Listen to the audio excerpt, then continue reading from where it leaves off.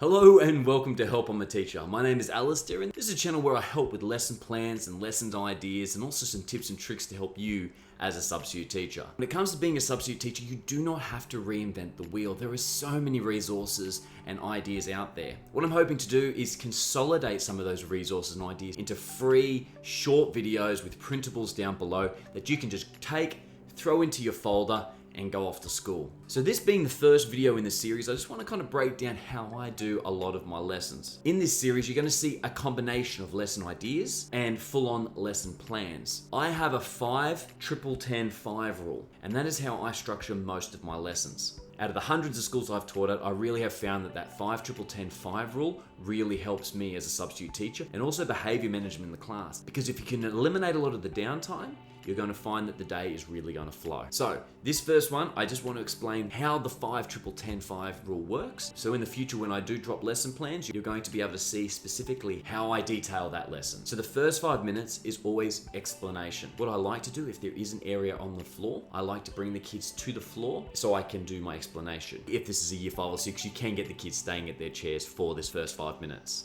First 10 minutes is the modeling and example. I'll do examples, I'll model it for the kids, which then flows really perfectly into this next 10 minutes, which is exploration, where I usually get the kids to work in pairs or groups, if we can go outside or just explore the classroom, but to get out of their seats and to explore this topic further. The next 10 minutes is consolidation. That's usually where I give an activity to individual kids to see if they've learnt and understood what was taught today. And the final 5, again, I would usually get the kids to come up and sit down on the floor, and that's the reflection and conclusion part of the lesson. I ask some questions and get the students to answer me to see if I can already, before marking, can see if they've actually learnt what the lesson is. What I try to do is I try to structure most of my lessons around that.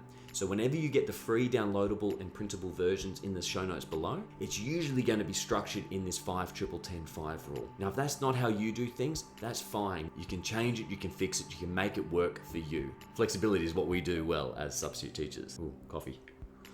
And coffee. I've got a free printable 5-10-10-5 lesson plan in the show notes below. So please go there, download that, and you can actually start structuring your own lessons. I find it works really well for classroom management. I find that the time just flies and everything flows just so perfectly. Thank you so much for watching this video today. If you liked it, give it a thumbs up. If you like teaching tips and lesson plans and lesson ideas, why don't you hit that subscribe button and follow me on my social media in the show notes below. In the meantime, this is Help I'm a Teacher. Happy teaching and bye for now.